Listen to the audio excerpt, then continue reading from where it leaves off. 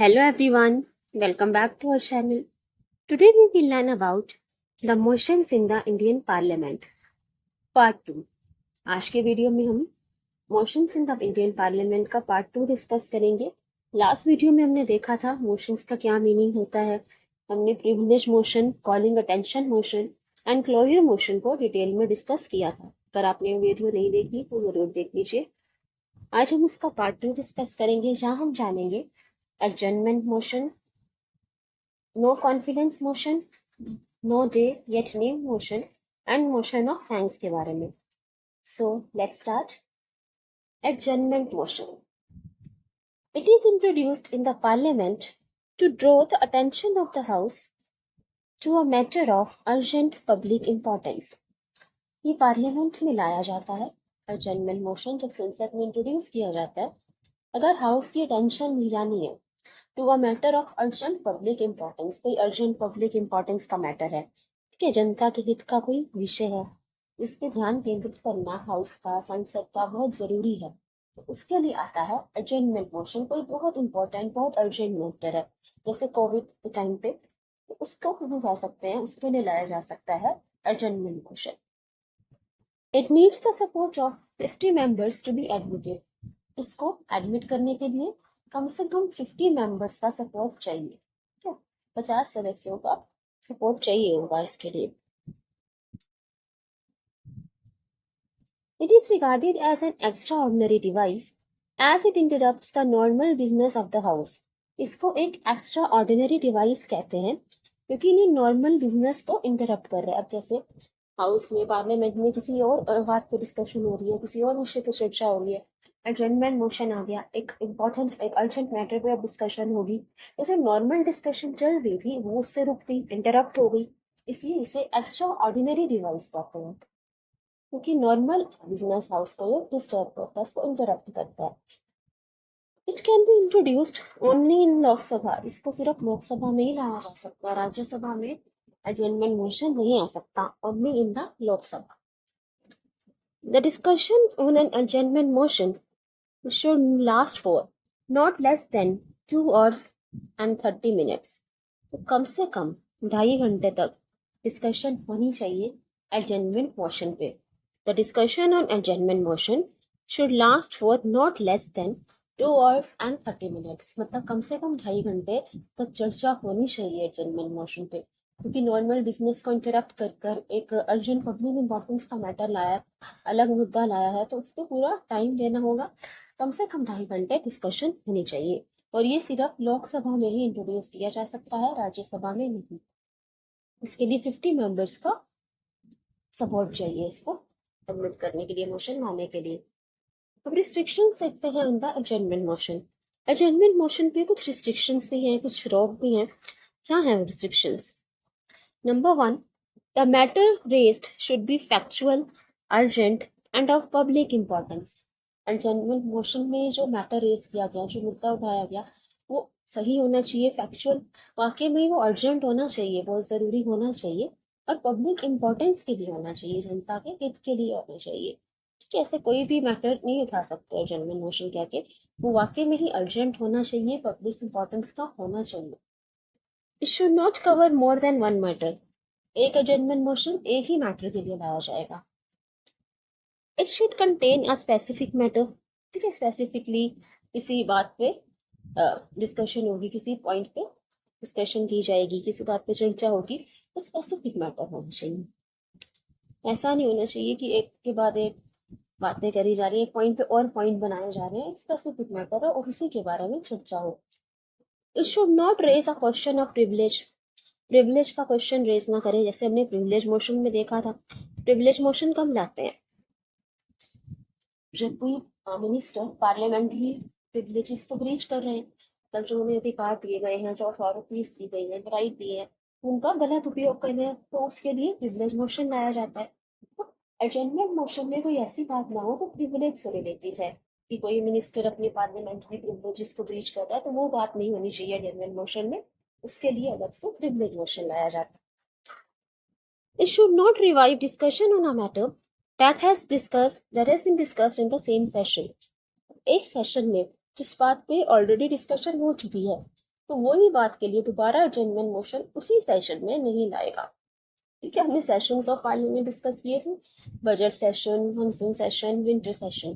तो एक सेशन में जिस बात पे ऑलरेडी डिस्कशन हो चुकी है, उसी सेम सेशन में दोबारा उसी बात के लिए एडजर्नमेंट मोशन नहीं आएगा जिस बात के लिए ऑलरेडी डिस्कशन हो चुकी है सेशन में। It should not raise any question that can be raised on a distinct motion। तो कोई वो ऐसा मुद्दा ना उठाए जिसे किसी और मोशन के थ्रू उठाया जा सकता है। ठीक है, उसके लिए स्पेशली अर्जेंटमेंट मोशन लाने की जरूरत नहीं है किसी ऐसे मुद्दे के लिए जिस मुद्दे को किसी और मोशन के थ्रू रखा जा सकता है पार्लियामेंट में। अब जैसे पार्लियामेंट्री प्रिविलेजेस ब्रीच करने की बात है तो उसके लिए प्रिविलेज मोशन लाया जा सकता है, तो उसके लिए जेन्युइन मोशन लाने की जरूरत नहीं है। तो कोई ऐसी बात जिसे किसी और मोशन के थ्रू उठाया जा सकता है, रेस किया जा सकता है, तो उसके लिए एडजर्नमेंट मोशन लाने की जरूरत नहीं है, क्योंकि एडजर्नमेंट मोशन पे तो मिनिमम 2.5 घंटे डिस्कशन होगा, बिजनेस इंटरप्ट करेगा, 50 मेंबर्स का सपोर्ट चाहिए, काफी टाइम लगता है, एक नॉर्मल बिजनेस इससे इंटरप्ट होता है, इसलिए कुछ रिस्ट्रिक्शंस लगाई गई है एडजर्नमेंट मोशन पे। ठीक है, आगे देखते हैं। अब हम देखते हैं नो कॉन्फिडेंस मोशन। हमने एडजर्नमेंट मोशन समझा, अब देखते हैं नो कॉन्फिडेंस मोशन क्या होता है। Article 75 of the Constitution says that the Council of Ministers are collectively responsible to the House। Article 75 अनुच्छेद 75 के अनुसार कॉन्स्टिट्यूशन ये कहता है कि जो काउंसिल ऑफ मिनिस्टर्स हैं, ठीक है, वो कलेक्टिवली रिस्पॉन्सिबल है हाउस को, पूरे हाउस को उनकी कलेक्टिव रिस्पॉन्सिबिलिटी है, ऐसा है वो रिस्पॉन्सिबल है हाउस के लिए। ठीक है, the ministry stays in the house as long as it enjoys the confidence of majority of Lok Sabha members। अब सरकार बनाने के लिए एक लोकसभा मेंबर्स की मेजोरिटी होनी चाहिए, और मिनिस्ट्री तभी तक हाउस में रह सकती है, मतलब उनकी सरकार बनी रह सकती है जब तक लोकसभा की मेजोरिटी मेंबर्स, एक मेजोरिटी उनके सपोर्ट में, मेजोरिटी का कॉन्फिडेंस वो इंजॉय कर रहे हैं, मतलब मेजोरिटी सीट्स अगर उनके पास है तभी तो उनकी सरकार बनी रहेगी। Lok Sabha can remove a ministry by passing a no confidence motion।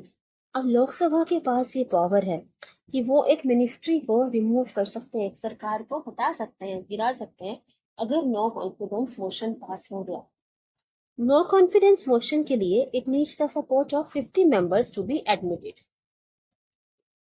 इसके लिए भी कम से कम 50 मेंबर का सपोर्ट चाहिए, जैसे एडजर्नमेंट मोशन में चाहिए होता है। तो नो कॉन्फिडेंस मोशन क्या है कि अगर सरकार बनाए रखने में तो आपको कॉन्फिडेंस चाहिए लोकसभा के मेजोरिटी मेंबर्स का, उनका सपोर्ट होना चाहिए गवर्नमेंट के साथ। अगर उनका सपोर्ट, मेजोरिटी का सपोर्ट नहीं है सरकार के साथ, मिनिस्ट्री के साथ, तो उसको प्रूव करने के लिए कई बार नो कॉन्फिडेंस मोशन लाया जा सकता है, ये दिखाने के लिए कि जो मेजोरिटी लोकसभा है वो मिनिस्ट्री के सपोर्ट में नहीं है। और अगर ऐसा प्रूव हो गया कि मेजोरिटी जो है लोकसभा की वो मिनिस्ट्री के सपोर्ट में नहीं है, वो ये सरकार नहीं चाहते, तो उस केस में सरकार गिर भी सकती है। लोकसभा के पास ये पावर है कि वो एक मिनिस्ट्री को रिमूव कर सकते हैं नो कॉन्फिडेंस मोशन पास करके। अगर नो कॉन्फिडेंस मोशन पास हो गया, ये प्रूव हो गया कि मेजोरिटी लोकसभा मेंबर ये सरकार के सपोर्ट में नहीं है, तो वो सरकार को रिमूव भी किया जा सकता है। ठीक है, पूरे काउंसिल सबके लिए आता है no confidence motion. No confidence motion पे सपोर्ट करने के लिए 50 मेंबर्स का सपोर्ट चाहिए उसको लाने के लिए। ठीक है, अभी तक किसी भी सरकार के खिलाफ नो कॉन्फिडेंस मोशन नहीं पास हुआ है। नेक्स्ट देखते हैं no day yet named motion. No day yet named motion मतलब कोई दिन नहीं रखा, कोई दिन नहीं है पर नाम दे दिया गया, no day but yet named motion. It is a motion that has been admitted by the speaker but no date has been fixed for its discussion। मतलब एक ऐसा मोशन, एक ऐसा प्रस्ताव जिसको स्पीकर ने कोई डेट नहीं दी लेकिन उसको एक्सेप्ट कर लिया कि हाँ इस मोशन को एक्सेप्ट करते हैं, इसके ये पार्लियामेंट में डिस्कशन होगी, लेकिन उसके ऊपर अभी तक कोई डे फिक्स नहीं दिया, कोई डेट फिक्स नहीं दी। ठीक है, the speaker after considering the state of the business in the house allots a day for discussion of such motion। तो स्पीकर क्या करेंगे, पहले देखेंगे कि हाउस के पास कब इतना ज्यादा काम है, बिजनेसेस पे एक बार कंसिडर करेंगे और उसके बाद एक डे फिक्स करेंगे इस मोशन के लिए। मतलब मोशन एक्सेप्ट कर लिया है, प्रस्ताव को स्वीकार कर लिया है स्पीकर ने, लेकिन उसके लिए कोई डेट फिक्स नहीं की गई। ठीक है, जैसे टीचर ने क्या किया, टेस्ट के लिए एक डे कह दिया कि सरप्राइज टेस्ट होंगे किसी दिन, लेकिन उसके लिए कोई डेट अभी फिक्स नहीं की। तो वैसे ही है, no day it name motion, कि मतलब मोशन को एक्सेप्ट कर लिया गया स्पीकर ने, कि इस बात में डिस्कशन जरूर होगी, लेकिन अभी तक कोई डे फिक्स नहीं किया। डे फिक्स करेंगे वो देख लेगी जिस दिन बिजनेस इसको चेक करके जब टाइम होगा पार्लियामेंट के पास उसमें डिस्कशन करने के लिए, तब एक दिन उसे दे दिया जाएगा। अभी तक कोई डे फिक्स नहीं किया गया। नेक्स्ट देखते हैं, motion of thanks. Motion of thanks मतलब धन्यवाद करना।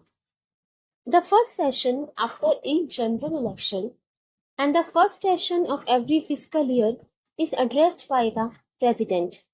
हर जनरल इलेक्शन के बाद और फिस्कल ईयर का जो पहला सेशन होता है उसको प्रेसिडेंट एड्रेस करते हैं, प्रेसिडेंट बुलाते हैं उस सेशन को। The president outlines the policies and programmes of the government. उसमें प्रेसिडेंट राष्ट्रपति बात करेंगे कि सरकार की क्या क्या नीतियां हैं, क्या वो प्रोग्राम है, उनकी क्या पॉलिसीज है, इस बारे में प्रेसिडेंट बात करते हैं इस मोशन पे, motion of thanks. At the end of the discussion the motion is put to vote. जब डिस्कशन खत्म हो जाती है इस बारे में तो फिर मोशन ऑफ थैंक्स पे वोटिंग कराई जाती है। It must be passed in the house. ये मोशन पास होना चाहिए, otherwise it amounts to defeat of the government. अगर मोशन ऑफ थैंक्स मतलब एक नई सरकार बनती है तो क्या करता है पार्लियामेंट, इनको थैंक्स कर रहा है, प्रेसिडेंट एड्रेस कर रहे हैं सेशन को, एक तरह से उनको धन्यवाद करते हैं कि अब आपकी सरकार बनी है, ठीक है, अब आप संभालेंगे हमारे पार्लियामेंट को, हमारे देश को। तो उसके लिए एक मोशन ऑफ थैंक्स आता है जिसमें राष्ट्रपति द्वारा नई सरकार का धन्यवाद दिया जाता है, उन्हें सम्मानित किया जाता है संसद के द्वारा। उसके लिए मोशन ऑफ थैंक्स आता है। मोशन ऑफ थैंक्स में पास होना बहुत जरूरी है उसका पार्लियामेंट में। अगर वो हाउस में पास नहीं हुआ, it amounts to defeat of the government, तो ये सरकार गिर भी सकती अगर मोशन ऑफ थैंक्स पास नहीं हुआ। क्योंकि मोशन ऑफ थैंक्स अगर पास नहीं हो रहा मतलब मेजोरिटी लोग हाउस में ये सरकार नहीं चाह रहे हैं, अभी तो उनको धन्यवाद नहीं कर रहे, एक्सेप्ट नहीं कर रहे, तो इसकी वजह से डिफीट ऑफ गवर्नमेंट भी हो सकता है मोशन ऑफ थैंक्स अगर पास नहीं होता। ठीक है, so I hope you understood. Let's do a quick revision. एक बार फिर से रिवाइज कर लेते हैं जो मोशंस हमने आज देखे। एजेंडमेंट मोशन, एजेंडमेंट मोशन क्यों लाया जाता है पार्लियामेंट में, तो पार्लियामेंट का ध्यान लेके जाना हो to a matter of urgent public importance पे, मैटर बहुत अर्जेंट हो, जनहित के लिए हो, उसके लिए एजेंडमेंट मोशन लाया जाता है। इसको एडमिट करने के लिए 50 मेंबर्स की सहमति चाहिए, 50 मेंबर्स का सपोर्ट चाहिए होता है। कि एक एक्स्ट्रा ऑर्डिनरी डिवाइस है क्योंकि नॉर्मल बिजनेस है जो पार्लियामेंट उसे डिस्टर्ब करेगा, जो नॉर्मल बातचीत होनी थी उसको डिस्टर्ब कर दिया था, एक एक्स्ट्रा एजेंडमेंट मोशन आ गया, तो इसलिए इसको एक्स्ट्रा ऑर्डिनरी डिवाइस भी कहते हैं। इसे सिर्फ लोकसभा में ही लाया जा सकता है। इस पे कम से कम 2.5 घंटा डिस्कशन होनी चाहिए, क्योंकि आपने नॉर्मल बिजनेस को इंटरप्ट करके ये क्वेश्चन लाया तो इस पर अच्छे से डिस्कशन, और अर्जेंट पब्लिक इंपॉर्टेंस का मैटर है तो उसको पूरा टाइम दिया जाएगा। इसमें कुछ रिस्ट्रिक्शंस होती हैं, जैसे मैटर जो है वो फैक्चुअल होना चाहिए, अर्जेंट पब्लिक इंपॉर्टेंस का मैटर हो, मतलब जरूरी अर्जेंट हो तो पब्लिक इंपॉर्टेंस से रिलेटेड हो, से कोई भी मैटर नहीं ला सकते। स्पेसिफिक मैटर होना चाहिए, एक से ज्यादा मैटर पे बात नहीं होनी चाहिए। It should not raise a question of privilege. ठीक है, अगर किसी मिनिस्टर ने पार्लियामेंट्री प्रिविलेजेस को ब्रीच किया है तो उससे रिलेटेड एजेंडमेंट मोशन नहीं आएगा, उसके लिए से प्रिविलेज मोशन आता है। और जो बात ऑलरेडी सेम सेशन में डिस्कस हो चुकी है उसके लिए दोबारा से एजेंडमेंट मोशन नहीं आएगा। It should not raise any question that can be raised on a distinct motion. कोई ऐसी बात नहीं होनी चाहिए जो किसी और मोशन में डिस्कस किया जा सकता है, क्योंकि एजेंडमेंट मोशन एक एक्स्ट्रा ऑर्डिनरी डिवाइस है, फिर उस पर बहुत टाइम चला जाएगा, कम से कम 2.5 घंटे तो डिस्कशन होनी ही होगी। तो कुछ रिस्ट्रिक्शंस है। नो कॉन्फिडेंस मोशन आर्टिकल 75 के थ्रू लाया जाता है कि जो मिनिस्टर्स है, काउंसिल ऑफ मिनिस्टर्स है, वो कलेक्टिवली रिस्पॉन्सिबल है हाउस को, लोकसभा को या राज्यसभा को, वो कलेक्टिवली एक साथ रिस्पॉन्सिबल होते हैं। तो मिनिस्ट्री तब तक हाउस में रहेगी जब तक उसके पास मेजोरिटी ऑफ लोकसभा मेंबर्स का सपोर्ट रहेगा। अगर उसके पास मेजोरिटी लोकसभा मेंबर का सपोर्ट नहीं है तो उसके लिए ला सकते हैं नो कॉन्फिडेंस मोशन। और अगर नो कॉन्फिडेंस मोशन पास हो गया, मतलब ऐसा प्रूव हो गया कि सरकार के पास मेजोरिटी लोकसभा मेंबर का सपोर्ट नहीं है, तो सरकार गिर भी सकती है उस केस में। अभी तक किसी भी सरकार के अगेंस्ट नो कॉन्फिडेंस मोशन नहीं पास हुआ है। इसके लिए भी 50 मेंबर्स का सपोर्ट चाहिए, सहमति चाहिए होती है नो कॉन्फिडेंस मोशन लाने के लिए। No day yet named motion, मतलब एक ऐसा मोशन जो स्पीकर ने एक्सेप्ट तो कर लिया, इस पर डिस्कशन की जाएगी, लेकिन अभी कोई डे फिक्स नहीं किया, उसके लिए कोई दिन नहीं दिया। देखेंगे स्पीकर की जब पार्लियामेंट के पास टाइम हो, उनका काम देख के, बिजनेसेस देखकर, फिर एक दिन डिस्कशन के लिए रख दिया जाएगा। No day yet named motion. Motion of thanks, जब एक नई सरकार बनती है जनरल इलेक्शन के बाद, फिस्कल ईयर की जो पहली गवर्नमेंट है, तो दोस्तों जो पहला सेशन है वो प्रेसिडेंट एड्रेस करते हैं। इसमें प्रेसिडेंट बात करेंगे गवर्नमेंट की पॉलिसीज, क्या उनकी नीतियां हैं, क्या वो काम करेंगे, सबके बारे में। एक्चुअली प्रेसिडेंट थैंक करते हैं गवर्नमेंट का, तो उनको वेलकम करते हैं थ्रू मोशन थैंक्स। इसमें क्या होगा, इसका पास होना बहुत जरूरी होता है, इसमें वोटिंग होगी। अगर ये पास नहीं होता मोशन ऑफ थैंक्स, मतलब मेजोरिटी मेंबर्स ये गवर्नमेंट नहीं चाह रहे, तो इससे सरकार की डिफीट भी हो सकती है गवर्नमेंट की। ठीक है, उसका पास होना जरूरी होता है मोशन ऑफ थैंक्स का। So I hope you like it and understood about these motions. If you have any queries, please feel free to ask. Thank you. Thank you everyone. Please like, share and subscribe. Thank you.